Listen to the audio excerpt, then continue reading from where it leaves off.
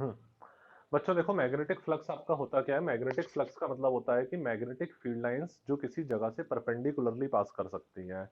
Number of magnetic field lines passing through a surface perpendicularly. Number of magnetic field lines passing through a surface perpendicularly. Magnetic field lines की संख्या जो किसी surface से perpendicularly पास कर सकती हैं, उसी को मैग्नेटिक फ्लक्स कहते हैं। इसे कैसे रिप्रेजेंट करते हैं हम लोग? फाई सिंबल बनाया, क्योंकि एक इलेक्ट्रिक फ्लक्स भी आप पढ़ चुके हो, तो मैग्नेटिक फ्लक्स में फाई के नीचे एम लगा देते हैं। इसका मतलब मैग्नेटिक फ्लक्स। जैसे ये मेरा एक सरफेस है, इस सरफेस से कोई मैग्नेटिक फील्ड लाइन ऐसे पास कर रही है, कोई मैग्नेटिक फील्ड लाइन ऐसे, कोई मैग्नेटिक फील्ड लाइन ऐसे, कोई मैग्नेटिक फील्ड लाइन ऐसे पास कर रही है। ठीक है, तो जो मैग्नेटिक फील्ड लाइन ऐसे पास कर रही है वही मैग्नेटिक फ्लक्स होगा।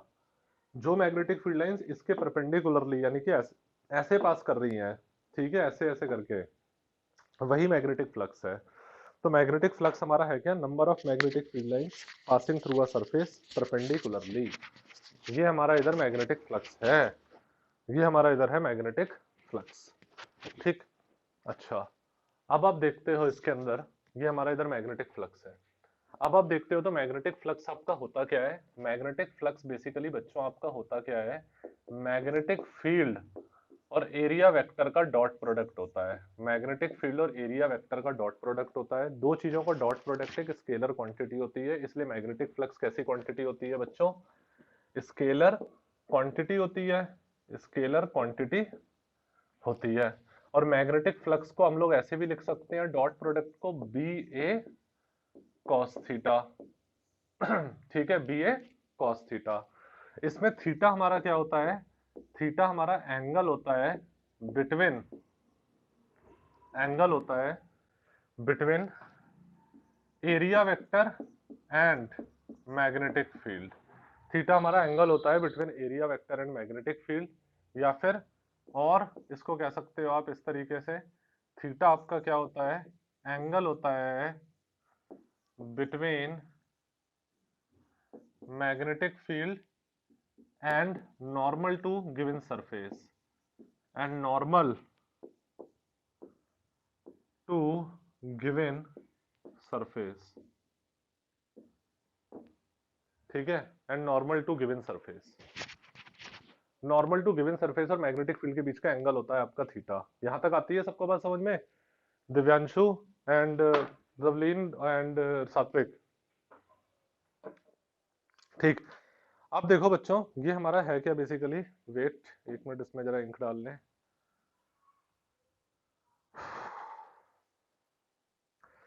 क्योंकि वैसे हमारी देखो, अगर ऑफलाइन भी पढ़ते थे तो 40 मिनट क्लास होती थी हमारी। तो अगर हम लोग इसमें ये है, ऑनलाइन में तो बल्कि और भी ज़्यादा अच्छा है, आप लोगों को लिखने की ज़रूरत नहीं पड़ती, स्क्रीनशॉट आप लोग ले लेते हो।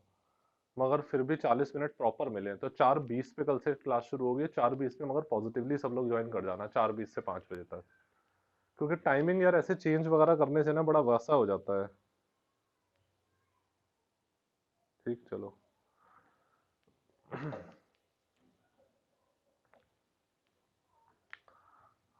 वेट, देखो बच्चों, अब आप देखते हो इसके अंदर, तो कुछ बुक्स में आपको कभी कभी ऐसे भी मिल जाएगा, मैग्नेटिक फ्लक्स को ऐसे भी मिल जाएगा, close path integration B vector dot DS vector.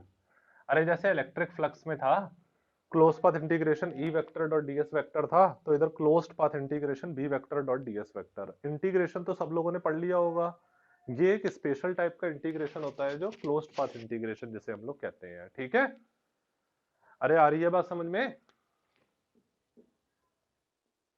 हाँ, ये हमारा क्लोज उसी के सिमिलर ही है। ठीक है दिव्यांशु, ये इसे क्लोज्ड पाथ मतलब क्लोज्ड सरफेस के लिए जो इंटीग्रेशन होता है उसे क्लोज्ड पाथ इंटीग्रेशन। जो किसी क्लोज्ड सरफेस के लिए इंटीग्रेशन होता है उसे क्लोज्ड पाथ इंटीग्रेशन कह देते हैं। तो B vector dot DS vector, area vector को डीएस वेक्टर कह दिया है। या फिर इसे ऐसे भी कुछ बुक्स में किताबों में लिखा हुआ मिल जाएगा, तो उससे कंफ्यूज मत होना, B vector dot delta S vector. ठीक है, ओके। अच्छा, इसकी यूनिट अगर आप देखोगे तो एस आई जो यूनिट होती है, एस आई यूनिट जो बच्चों इसकी होती है, वो होती है इसकी S I unit weber, W E B E R. ठीक, जिसे हम लोग कैपिटल डब्ल्यू स्मॉल बी से डिनोट करते हैं, कैपिटल डब्ल्यू से और स्मॉल बी से इसे डिनोट करते हैं। ठीक है, इसको ऐसे करके इतने पार्ट में रिफ्लेक्शन हो रहा है नहीं लिखेंगे, ठीक। तो इसे आप ये कह सकते हो, ठीक। देखो सिंस जो हमारा फाई एम है वो हमारा है क्या, बी ए कॉस थीटा के इक्वल है, तो आप इसे कह सकते हो वेबर, ठीक। ये आ जाएगा आपका टेस्ला और मीटर स्क्वायर, कॉस थीटा 1 तो टेस्ला मीटर स्क्वायर, या फिर आप इसे कह सकते हो टेस्ला को क्या कह सकते हो आप, weber upon metre square. Tesla को कैपिटल टी कह दिया, वेबर को कैपिटल डब्ल्यू स्मॉल बी कह दिया, मीटर माइनस 2। ऐसे भी करके आप कह सकते हो capital W small B metre minus 2, ठीक है। ये आपका हो जाता है, यहां तक आती है बच्चों बात समझ में। अच्छा अब देखो इसके अंदर जैसे मैंने इसको इस तरीके से बना दिया, ये मेरा कोई इधर सरफेस है, ठीक। तो इसमें अगर आप देखते हो तो मैग्नेटिक फील्ड लाइंस हमारी इस तरीके से हैं, मैग्नेटिक फील्ड लाइंस हमारी कैसे कर कर है, इस तरीके से हैं, ठीक। और ये आपकी इधर आ जाती है एरिया वेक्टर, ये आपकी इधर क्या आ जाती है, एरिया वेक्टर, ठीक। तो दोनों के बीच में अभी कितना एंगल है, 0 डिग्री का एंगल ही तो हो गया। अरे बच्चों ये है ना, ऐसे कर कर है, मैग्नेटिक फील्ड भी इस दिशा में, area vector normal to given surface ये भी इस दिशा में, area vector normal to given surface ये भी इस दिशा में, ठीक है। Area vector normal to given surface ये भी इस दिशा में, तो इसलिए यहाँ पर 0 डिग्री का एंगल हो जाएगा, ठीक है। Here theta equal to 0 degree, कोई problem. So phi M magnetic flux कितना आ जाएगा आपका, बी ए कॉस 0 और फाई एम आपका क्या आ जाएगा, बी ए, ठीक। अच्छा ये चीज मैंने इसलिए बताई है बच्चों क्योंकि कल मैंने आपको ये चीज समझाई थी कि हमारा इलेक्ट्रोमैग्नेटिक इंडक्शन होता क्या है। इलेक्ट्रोमैग्नेटिक इंडक्शन मतलब इंड्यूस्ड करंट फ्लोज या फिर temporary current flows due to magnetism whenever there is relative motion, whenever there is relative motion between the coil and the magnet, then number of magnetic field lines increases or decreases. So induced EMF or induced current is produced in the coil. This is called electromagnetic induction. जब हमारा coil और magnet के बीच में relative motion होता है तो number of magnetic field lines या तो फिर इंक्रीज होती हैं या number of magnetic field lines decrease होती हैं, जिसकी वजह से इंड्यूस करंट या इंड्यूस्ड ईएमएफ बढ़ता है, ठीक। इसका पहले स्क्रीनशॉट ले लो बच्चों जल्दी से। ले लिया सबने स्क्रीनशॉट, ठीक है, ठीक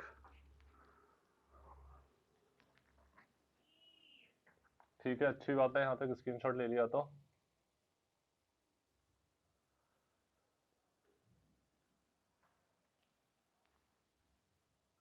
ओके देखो बच्चों मैंने आपको कल ये चीज बताई थी कि ये हमारी कोई कॉइल है, ठीक, जिससे गैल्वेनोमीटर कनेक्ट है। और गैल्वेनोमीटर को कैसे रिप्रेजेंट करते हैं, गोला बनाते हैं, उसके अंदर एरो बना देते हैं, तो ये गैल्वेनोमीटर हो जाता है।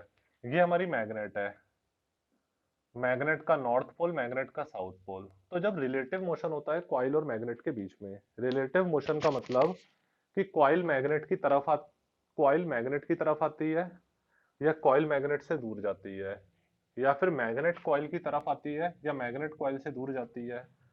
तो मैग्नेटिक फील्ड लाइंस की संख्या, मैग्नेटिक फील्ड लाइंस कहां से निकलती हैं दिव्यांशु, नॉर्थ पोल से। मैग्नेटिक फील्ड लाइंस नॉर्थ से साउथ पोल जाती है ना, आउटसाइड द मैग्नेट।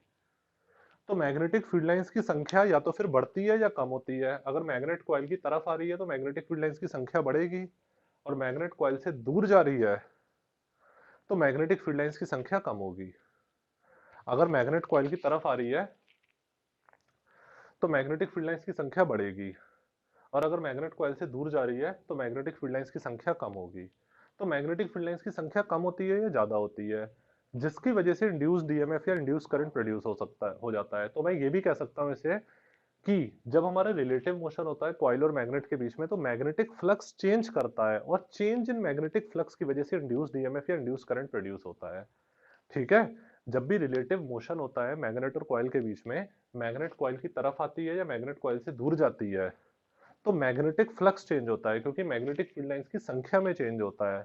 मतलब मैग्नेटिक फील्ड लाइंस की संख्या बढ़ती है या कम होती है। तो मैग्नेटिक फ्लक्स चेंज होता है, मैग्नेटिक फ्लक्स बढ़ता है या कम होता है, जिसकी वजह से इंड्यूस्ड ईएमएफ या इंड्यूस करंट प्रोड्यूस होता है। और इंड्यूस्ड ईएमएफ जो होता है वो directly proportional rate of change of magnetic flux के होता है। और E इक्वल टू, ये वाला कल हम लोगों ने फॉर्मूला पढ़ा था, E equal to minus N D phi by D T, यही वाला तो फॉर्मूला पढ़ा था। माइनस साइन इसमें लेंज लॉ को बताता है। यहां तक आती है बात समझ में? ठीक है, ठीक है दिव्यांशु, ठीक। आप देखो लेंस लॉ की एक बहुत बड़ी एप्लीकेशन बस समझ लो, फिर आज का कोटा पूरा हो जाएगा। लेंस लॉ हमारा ये कहता है बच्चों, ये हमारा इधर आ जाता है लेंस लॉ, ठीक। लेंस लॉ बच्चों ये कहता है हमारा, जैसे लेंस लॉ की इंड्यूस्ड ईएमएफ अपने कॉज ऑफ प्रोडक्शन को अपोज करता है। जैसे इसका सबसे अच्छा एग्जांपल क्या है, आपके पास एक गिलास है, इस गिलास में आप कोल्ड ड्रिंक भर रहे हो, जिसने पैदा किया है ये उसी को अपोज करता है लेंस लॉ। आप कोल्ड ड्रिंक इस ग्लास में भरोगे तो कोल्ड ड्रिंक में ऊपर झाग बनता है, जो झाग बनता है वो फर्दर कोल्ड ड्रिंक को अपोज करता है ना। अरे जब सात्विक आप ग्लास के अंदर कोका कोला भरते हो, तो कोका कोला जब भरते हो तो झाग बनता है ऊपर, जो झाग बनता है वो फर्दर इनकमिंग कोका कोला को अपोज करता है, ठीक है। तो झाग किसकी वजह से बन रहा है, जो कोका कोला अंदर आ रही है उसकी वजह से ही तो झाग बन रहा है। और ये अपोज किसको कर रहा है, जो फर्दर इनकमिंग कोका कोला है उसको अपोज कर रहा है। यानी कि जिसने इसे प्रोड्यूस करा है उसी को अपोज करता है ये, है ना। हाँ, सोर्स को ये अपोज करता है, ये लेंस लॉ है। लेंस लॉ हमारा सोर्स ऑफ प्रोडक्शन को अपोज करता है, ठीक। कोका कोला जब ग्लास में भरते हो तो ऊपर झाग बनता है, वो झाग फर्दर इनकमिंग कोका कोला को अपोज करता है। झाग को प्रोड्यूस किसने करा था, कोका कोला ने, और वो अपोज किसको कर रहा है, फर्दर इनकमिंग कोका कोला को। तो ठीक है, यही हमारा लेंस लॉ कहता है, जिसने पैदा किया उसी को अपोज कर रहा है। अब देखो लेंस लॉ की एप्लीकेशन हम लोग देखते हैं बच्चों। देखो ये हमारी इधर आ जाती है मैग्नेटिक फील्ड, दिव्यांशु आई बात समझ में? ठीक। बच्चों देखो ये आपकी मैग्नेटिक फील्ड है, ये वाली मैग्नेटिक फील्ड दिव्यांशु कैसी होगी हमारी, इसकी डायरेक्शन बताओ ये कैसी है, बताओ दिव्यांशु।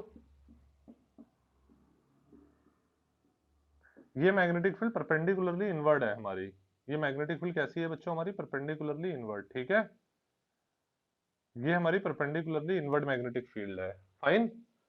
अब ये हमारी परपेंडिकुलरली इनवर्ड मैग्नेटिक फील्ड है बच्चों। अब आप इसके अंदर देखते हो तो सबसे पहले हम इसको इससे दूर लेकर जा रहे हैं, फिर नीचे मैंने एक बना दिया जिसमें इसके पास लेकर आ रहे हैं, नीचे बना दिया जिसमें हम लोग क्या कर रहे हैं, इसके पास लेकर आ रहे हैं इसको, ठीक है, इसके पास लेकर आ रहे हैं, ठीक। पहले हम इससे दूर लेकर जा रहे हैं, उसके बाद इसके पास लेकर आ रहे हैं, फाइन। तो देखो हमें डायरेक्शन ऑफ इंड्यूस करंट बतानी है। इंड्यूस करंट अपने कॉज ऑफ प्रोडक्शन को अपोज करेगा, इंड्यूस करंट लेंस लॉ को फॉलो करेगा। देखो जब ये एक कंडक्टर है, जब आप इसको मैग्नेटिक फील्ड लाइन से दूर ले जा रहे हो तो मैग्नेटिक फील्ड लाइंस की संख्या कम हो रही है, मैग्नेटिक फ्लक्स चेंज कर रहा है, तो इंड्यूस करंट प्रोड्यूस करेगा, वो इंड्यूस करंट अपने कॉज ऑफ प्रोडक्शन को अपोज करेगा। कॉज ऑफ प्रोडक्शन क्या है, इनवर्ड मैग्नेटिक फील्ड लाइंस का कम होना। कॉज ऑफ प्रोडक्शन क्या है, इनवर्ड मैग्नेटिक फील्ड लाइंस का कम होना। तो वो अपोज कैसे करेगा, इंड्यूस करंट ऐसे होगा कि वो ऐसे होगा, इसमें हमारी इनवर्ड मैग्नेटिक फील्ड कम हो रही है ना, तो वो इनवर्ड मैग्नेटिक फील्ड प्रोड्यूस करेगा। कैसे मैग्नेटिक फील्ड प्रोड्यूस करेगा, इनवर्ड मैग्नेटिक फील्ड, यानी कि इंड्यूस करंट आपका क्लॉकवाइज होगा। इंड्यूस करंट बच्चों क्लॉकवाइज ही तो होगा, क्योंकि अगर क्लॉकवाइज इंड्यूस करंट होता है तो अपनी उंगलियों को करंट की डायरेक्शन में रखो, अपनी उंगलियों को करंट की डायरेक्शन में रखो तो अंगूठा मैग्नेटिक फील्ड की डायरेक्शन बताता है। उंगलियों को करंट की डायरेक्शन में रखते हो अगर, जब भी कभी क्लोज्ड फिगर होती है आपकी, कोई स्क्वायर, ट्रायंगल, कोई भी पॉलीगन, ठीक, तो अपनी उंगलियों को करंट की डायरेक्शन में रखते हो। करंट कैसे फ्लो करता है, क्लॉकवाइज से एंटी क्लॉकवाइज, तो उंगलियों को क्लॉकवाइज से एंटी क्लॉकवाइज करंट की डायरेक्शन में रखते हो तो अंगूठा मैग्नेटिक फील्ड को बताता है। तो अब आपने अपनी उंगलियों को करंट की डायरेक्शन में रखा हो तो अंगूठा अंदर की तरफ जा रहा है, यानी कि इनवर्ड मैग्नेटिक फील्ड प्रोड्यूस करेगा। देखो ये जब कंडक्टर, ये जब स्क्वायर कंडक्टर मैग्नेटिक फील्ड से बाहर जा रहा है तो उसमें इनवर्ड मैग्नेटिक फील्ड कम हो रही है, इनवर्ड मैग्नेटिक फील्ड कम हो रही है, मैग्नेटिक फ्लक्स चेंज कर रहा है तो करंट इंड्यूस हो जाएगा। वो इंड्यूस करंट अपने कॉज ऑफ प्रोडक्शन को अपोज करेगा। कॉज ऑफ प्रोडक्शन क्या है इसका, कॉज ऑफ प्रोडक्शन है कम होना, इनवर्ड मैग्नेटिक फील्ड का कम होना। तो वो इंड्यूस करंट ऐसे फ्लो करेगा कि वो इनवर्ड मैग्नेटिक फील्ड ज्यादा प्रोड्यूस करे। तो इनवर्ड मैग्नेटिक फील्ड ज्यादा प्रोड्यूस कर देगा। समझ में आई बात है दिव्यांशु, रवलीन, सात्विक? ठीक है। अब देख दिव्यांशु, अब देखो ये कंडक्टर है, ये कंडक्टर इस इनवर्ड मैग्नेटिक फील्ड के अंदर जा रहा है। जब कंडक्टर इनवर्ड मैग्नेटिक फील्ड के अंदर जाएगा तो इस पर मैग्नेटिक फील्ड लाइंस की संख्या बढ़ेगी, यानी कि मैग्नेटिक फ्लक्स बढ़ेगा। कुल मिलाकर मैग्नेटिक फ्लक्स चेंज होगा, तो ईएमएफ और करंट इसमें इंड्यूस हो जाएगा। और वो इंड्यूस करंट ऐसे फ्लो करेगा कि अपने कॉज ऑफ प्रोडक्शन को अपोज करेगा। कॉज ऑफ प्रोडक्शन क्या है? मैग्नेटिक फ्लक्स का चेंज होना, यानी कि मैग्नेटिक फ्लक्स का बढ़ना। अरे कॉज ऑफ प्रोडक्शन क्या है? इनवर्ड मैग्नेटिक फील्ड का बढ़ना। इनवर्ड मैग्नेटिक फील्ड का बढ़ना कॉज ऑफ प्रोडक्शन है। तो वो अपोज कैसे करेगा? वो आउटवर्ड मैग्नेटिक फील्ड प्रोड्यूस करेगा। कैसे मैग्नेटिक फील्ड प्रोड्यूस करेगा? आउटवर्ड। आउटवर्ड मैग्नेटिक फील्ड यानी कि करंट हमारा एंटी क्लॉकवाइज फ्लो करेगा। करंट कैसे करके फ्लो करेगा? Anti clockwise. तो उंगलियों को करंट की डायरेक्शन में पुट करो, तो अंगूठा बाहर की तरफ जा रहा है, तो यानी कि आउटवर्ड मैग्नेटिक फील्ड प्रोड्यूस करेगा। आई बात समझ में है सबको? अरे बच्चों, लेंज लॉ हमारा ये कहता है कि इंड्यूस करंट इस तरीके से फ्लो करता है कि वो अपने कॉज ऑफ प्रोडक्शन को अपोज करे। और कॉज ऑफ प्रोडक्शन को कैसे करके अपोज करता है? जैसे ये कंडक्टर है, ये इनवर्ड मैग्नेटिक फील्ड से बाहर जा रहा है, तो इसमें इनवर्ड मैग्नेटिक फील्ड कम हो रही है, तो इंड्यूस करंट ऐसे फ्लो करेगा कि अपने कॉज ऑफ प्रोडक्शन को अपोज करे। कॉज ऑफ प्रोडक्शन है इंड्यूस्ड, वो कॉज ऑफ प्रोडक्शन है इनवर्ड मैग्नेटिक फील्ड का कम होना, तो इनवर्ड मैग्नेटिक फील्ड ज्यादा प्रोड्यूस करेगा। तो क्लॉकवाइज, ठीक है, इस तरीके से करंट फ्लो करेगा ताकि इनवर्ड मैग्नेटिक फील्ड ज्यादा प्रोड्यूस हो जाए। और इधर कंडक्टर इनवर्ड मैग्नेटिक फील्ड के अंदर आ रहा है, इनवर्ड मैग्नेटिक फील्ड बढ़ रही है, तो इंड्यूस्ड करंट अपने कॉज ऑफ प्रोडक्शन को अपोज करेगा, यानी कि इनवर्ड मैग्नेटिक फील्ड के बढ़ने को अपोज करेगा। मैग्नेटिक फील्ड इनवर्ड है ना, वो बढ़ रही है, तो ये आउटवर्ड मैग्नेटिक फील्ड प्रोड्यूस करेगा। तो इस तरीके से करंट फ्लो करेगा। अरे ये बहुत इंपॉर्टेंट चीज है, अभी इजी लग रही है, आ रहा है सबको समझ में ये? दिव्यांशु, ऑनेस्टली बताओ, समझ में आया दिव्यांशु? अच्छा, एक बार खुद पढ़ना पड़ेगा, फिर आएगा समझ में। अच्छा। अच्छा, देखो, अच्छा, यहां तक पहले स्क्रीनशॉट ले लो 1 मिनट में जल्दी से। ले लिया? स्क्रीनशॉट ले लिया ना सबने? ठीक। बच्चों, इस फॉर्मूले से हमें ये पता लगता है कि हमारा जो मैग्नेटिक फ्लक्स होता है वो किन किन चीजों पे डिपेंड करता है। मैग्नेटिक फ्लक्स हमारा चेंज करता है, एक तो मैग्नेटिक मैग्नेटिक फील्ड पे डिपेंड करता है। मैग्नेटिक फ्लक्स किन किन चीजों पे डिपेंड करता है? मैग्नेटिक फील्ड पे डिपेंड करता है, एरिया पे डिपेंड करता है, और ओरिएंटेशन पे डिपेंड करता है। देखो, जो मैग्नेटिक फ्लक्स होता है वो किन किन चीजों पे डिपेंड करता है बच्चों? मैग्नेटिक फ्लक्स आपका 3 चीजों पे डिपेंड करता है, मैग्नेटिक फील्ड पर, एरिया पर, और ओरिएंटेशन पे। क्योंकि ओरिएंटेशन बहुत इंपॉर्टेंट चीज है ना आपकी। अगर मैग्नेटिक फील्ड ऐसे कर कर है, मैग्नेटिक फील्ड ऐसे कर कर है, बट कॉइल कभी ऐसे रखी है, कभी ऐसे रखी है, कभी ऐसे रखी है, तो कॉइल की ओरिएंटेशन भी तो बहुत इंपॉर्टेंट है, उसके अकॉर्डिंग थीटा चेंज कर जाएगा ना हमारा।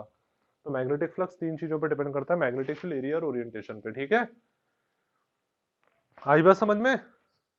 ठीक, फाइन। अच्छा बच्चों, जैसे एक लास्ट चीज मैं आपको बता देता हूं, जैसे अगर सपोज ये इधर आउटवर्ड मैग्नेटिक फील्ड होती बच्चों, हाँ, area of coil, area of surface, ठीक है। अगर बच्चों इसमें ये होती है हमारी आउटवर्ड मैग्नेटिक फील्ड होती, इनवर्ड मैग्नेटिक फील्ड ना होकर क्या होती है आउटवर्ड मैग्नेटिक फील्ड, तब हमारा इंड्यूस करंट कैसे करके फ्लो करता? तो देखो इस तरीके से फ्लो करता है। ये हमारी मैग्नेटिक फील्ड कैसी है? आउटवर्ड है। ये हमारी मैग्नेटिक फील्ड है इधर आउटवर्ड, ये इधर आउटवर्ड मैग्नेटिक फील्ड है, ठीक है। बाहर की तरफ आ रही है परपेंडिकुलरली आउटवर्ड, ठीक। और ये हमारा क्या है? सरफेस। ये हमारा क्या है? सरफेस। सरफेस इससे बाहर जा रहा है, और एक बार सरफेस इसके अंदर आ रहा है। तो जब बच्चों सरफेस इससे बाहर जाएगा, तो मैग्नेटिक फील्ड लाइंस की संख्या क्या हो जाएगी? मैग्नेटिक फील्ड लाइंस की संख्या हमारी, बाहर जा रहा है इसके, जब बाहर जा रहा है तो आउटवर्ड मैग्नेटिक फील्ड लाइंस की संख्या कम हो जाएगी। अरे बाहर जा रहा है ना मैग्नेटिक फील्ड से, बच्चे मैग्नेटिक फील्ड से बाहर जा रहा है, तो आउटवर्ड मैग्नेटिक फील्ड की संख्या क्या हो जाएगी? कम हो जाएगी। तो जब आउटवर्ड मैग्नेटिक फील्ड की संख्या कम हो जाएगी, मैग्नेटिक फ्लक्स चेंज हो रहा है, तो ईएमएफ और करंट तो इंड्यूस होगा फैराडे के सेकंड लॉ के अकॉर्डिंग, ठीक है, क्योंकि फ्लक्स चेंज कर रहा है ना। अब इंड्यूस करंट इस तरीके से फ्लो करेगा कि अपने कॉज ऑफ प्रोडक्शन को अपोज करे। कॉज ऑफ प्रोडक्शन क्या है? आउटवर्ड मैग्नेटिक फील्ड का कम होना। तो ये आउटवर्ड मैग्नेटिक फील्ड को ज्यादा प्रोड्यूस करेगा। आउटवर्ड मैग्नेटिक फील्ड को ज्यादा प्रोड्यूस करेगा यानी कि करंट हमारा इस तरीके से फ्लो कर जाएगा। हाँ, एंटी क्लॉकवाइज हमारा करंट इधर फ्लो कर जाएगा। तभी तो आप अपना रूल लगाओगे, थंब रूल, वो क्लॉकवाइज रूल वाला, तभी तो ऐसे करके आ जाएगा हमारा। देखो, राइट हैंड की उंगलियों को करंट की डायरेक्शन में रख दिया तो अंगूठा बाहर जा रहा है, यानी कि आउटवर्ड मैग्नेटिक फील्ड प्रोड्यूस कर रहा है ये। ठीक है दिव्यांशु, रवलीन, दिव्यांशु, ठीक, बस ये वाली समझ में आई बात ये। चलो देखो, अब देखो ये हमारा इसके अंदर आ रहा है। जब ये इसके अंदर आ रहा है तो आउटवर्ड मैग्नेटिक फील्ड की संख्या बढ़ रही है। आउटवर्ड मैग्नेटिक फील्ड की संख्या बढ़ रही है यानी कि मैग्नेटिक फ्लक्स चेंज हो रहा है, ईएमएफ और करंट इंड्यूस होगा। करंट ऐसे इंड्यूस होगा कि अपने कॉज ऑफ प्रोडक्शन को अपोज करे। कॉज ऑफ प्रोडक्शन क्या है? आउटवर्ड मैग्नेटिक फील्ड लाइन की संख्या बढ़ना, आउटवर्ड मैग्नेटिक फील्ड लाइंस का बढ़ना। तो ये आउटवर्ड मैग्नेटिक फील्ड लाइंस बढ़ने को कैसे अपोज करेगा? इनवर्ड मैग्नेटिक फील्ड प्रोड्यूस करेगा। तो ये इनवर्ड मैग्नेटिक फील्ड प्रोड्यूस करेगा यानी कि क्लॉकवाइज करंट फ्लो करेगा। करंट कैसे फ्लो करेगा? क्लॉकवाइज। जब करंट क्लॉकवाइज फ्लो करेगा तो राइट हैंड की उंगलियों को करंट की डायरेक्शन में पुट करोगे तो अंगूठा अंदर यानी कि इनवर्ड मैग्नेटिक फील्ड प्रोड्यूस करेगा। तो बच्चों इन दोनों का स्क्रीनशॉट ले लेना, फिर से स्क्रीनशॉट ले लो इसका। यहां तक सबको बात समझ में आई? ऋषभ, आई बात समझ, वो आपको बात समझ में आई? दिव्यांशु, चलो ठीक। एक बार इसको पढ़ लेना, समझ में आ जाएगा। नहीं समझ में आया तो मुझसे पूछ लेना फोन करके, ठीक है बच्चों? बाकी हम लोग कल मिलते हैं फिर 4:20 पे, ठीक है?